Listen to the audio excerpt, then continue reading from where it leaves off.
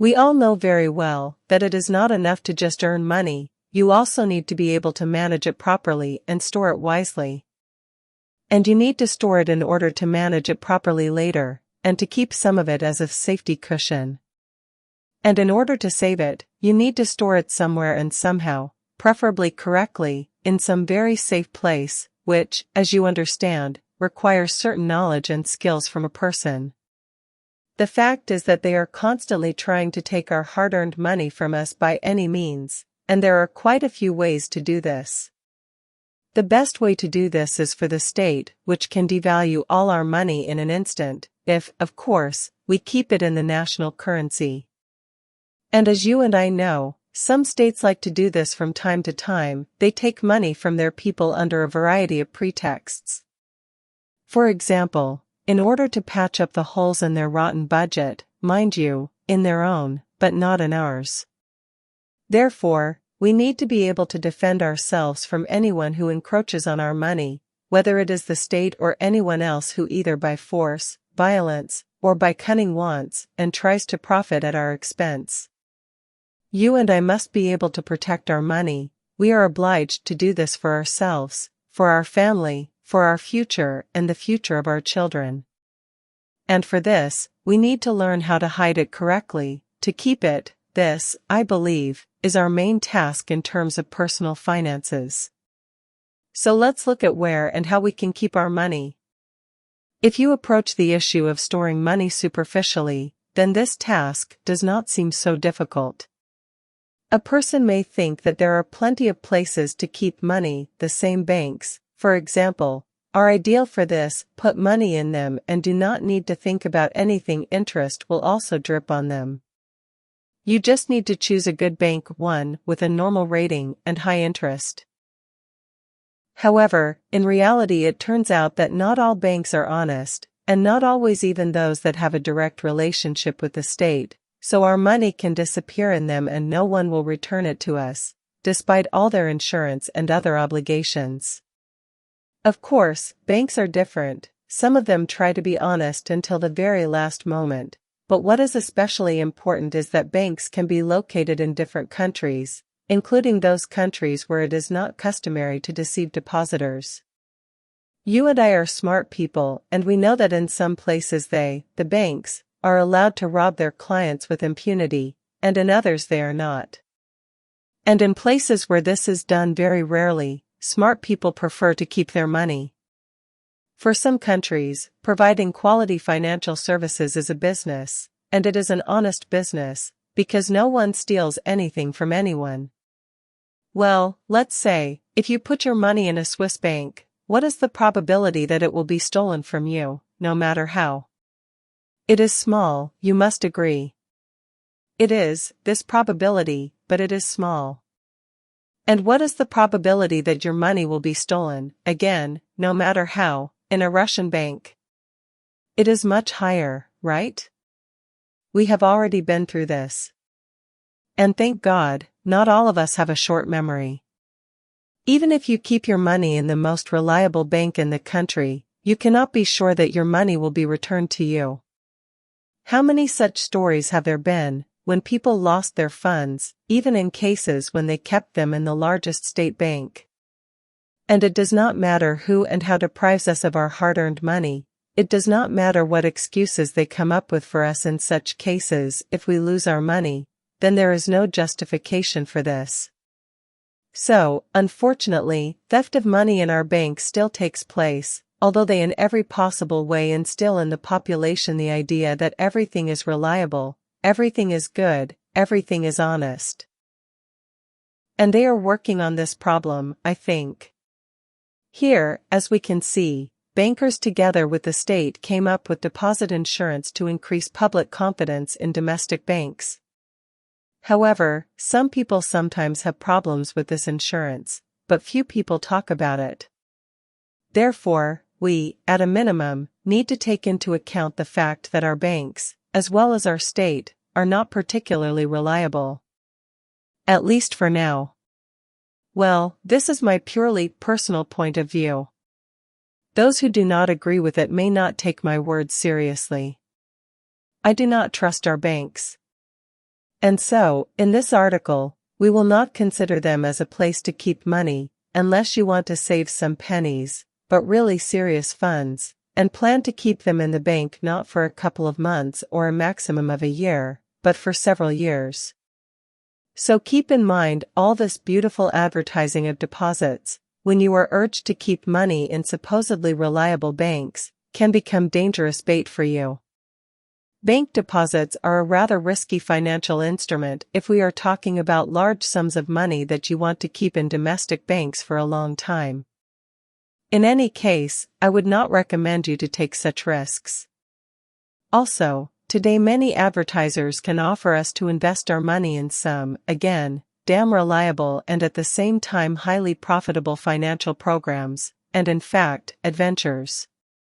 And it does not matter that such things as reliability and high profitability contradict each other.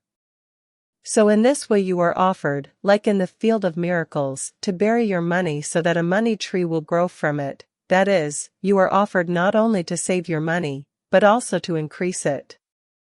And this is what confuses many greed blinds people, and they begin to play all these, often obviously losing games.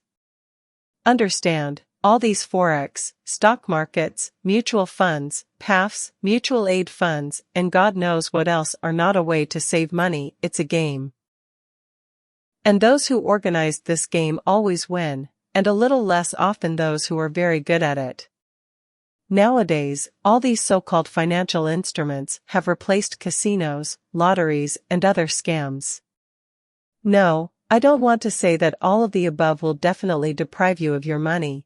But you know, judging by the statistics, it is advisable to deal with such things only if you are very, I emphasize, very knowledgeable about them.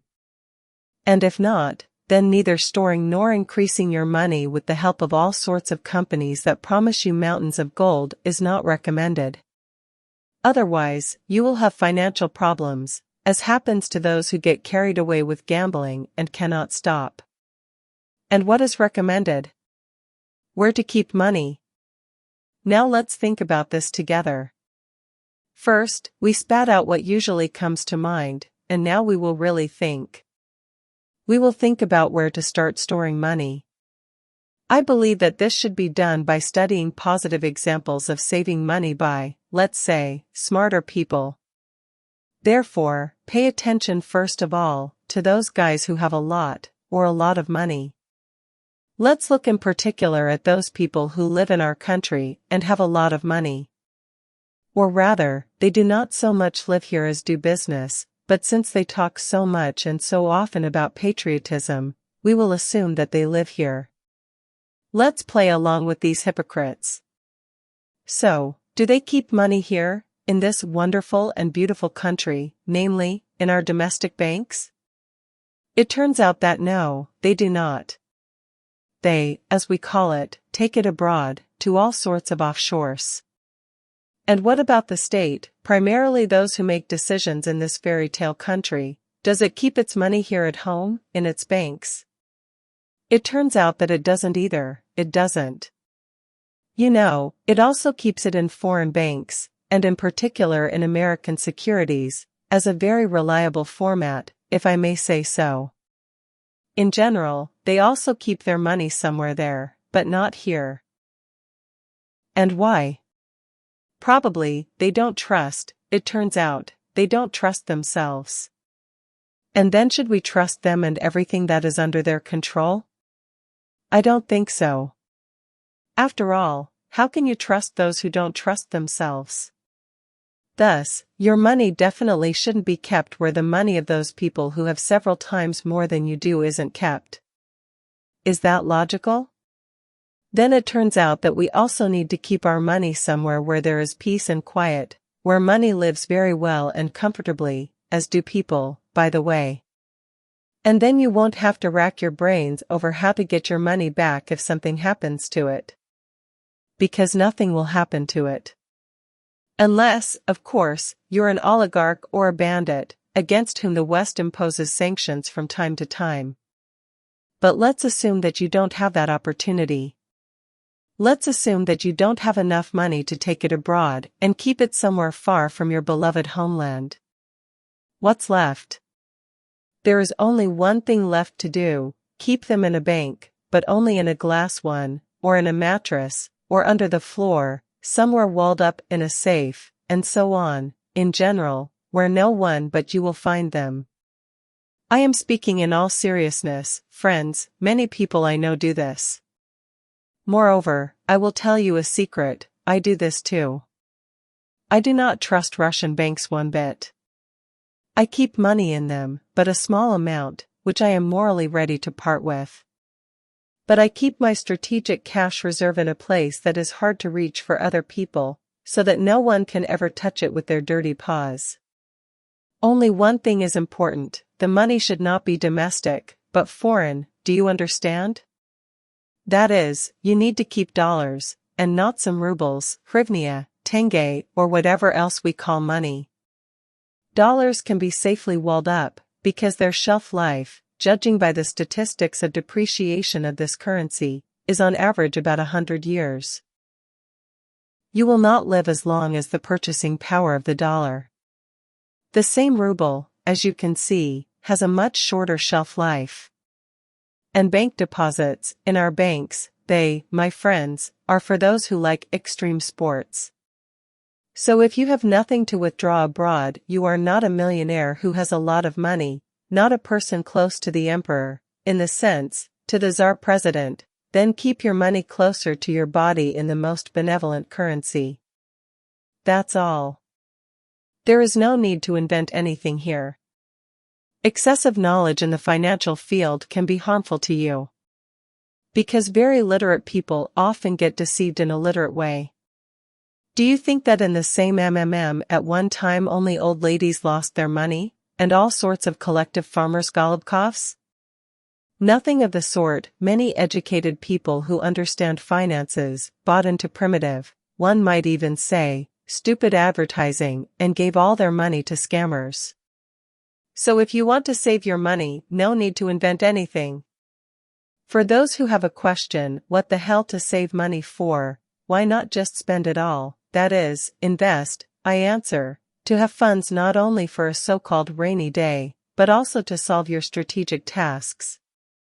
On the one hand, we all know that money should work, and not lie idle, because even the same dollar also depreciates over time. Therefore, investing money may seem and often seems a very wise decision. But I repeat, investing money and saving it are different things. Do not confuse them. Investing is a risk, and saving is the ability to hide your money, sometimes even from yourself, so as not to stupidly spend it. Moreover, saving money is no less difficult than increasing it, since for this you need to understand where and in what to keep it. We have discussed this with you. A reliable currency, reliable banks, a reliable place that only you will have access to. That is all you need to know. So you must decide for yourself. Why do you need this? Why will you need money in the future? For example, you can save them, as I have already said, for a rainy day. And although in our country almost every day can be called a rainy day, nevertheless, in some cases money may be especially needed. For example, you may need it for treatment. Or, say, you can save money for your children's education, a great goal, preferably abroad, so that they can get a good job in the modern global world. So keeping and accumulating money, and not just spending it, is the right thing to do, the right thing. It is better to have your own money than, say, to get into a loan when you urgently need funds for some very important things, because a loan still limits us, and it is not always possible to get it. In general, it has its drawbacks. And the money that we have saved, on the contrary, makes us freer people. This is how I suggest you keep your money: either in reliable banks located in reliable countries, that is, in countries with a high credit rating, AAA, AAA, or at home in a safe place in a reliable currency. The main thing is not to trust anyone with your money who offers you to increase it by investing in something very profitable. Remember, investing money and saving it are completely different things. Investing is always associated with risk, the extent of which no one will ever explain to you. Rather the opposite, everyone will embellish it for you, telling you about the benefits, just so you give away your money. How many people have been burned by this, and will be burned again? And saving is when no one even knows about your money, not to mention the fact that someone other than you will touch it with their filthy paws. Well, of course, you yourself should not get into your piggy bank for all sorts of trifles, so as not to spend your savings on all sorts of nonsense. For infantile consumers, this is a virtually impossible task. Of course, small amounts of money can be kept in our banks, the interest there seems to be pretty good, so you can get some benefit from them if you trust them with your money. I have deposits in several Russian banks, and I don't worry about them. But at the same time, you should always be mentally prepared to lose everything. Do not ignore our history, in which the state has deceived its citizens many times. It teaches us a lot. This, my friends, is my position on this issue. I myself do exactly this, and am very happy about it. So if you want to save and at the same time accumulate money, listen to my advice. As you can see, it is monstrously simple, there is no secret in it, but at the same time very effective.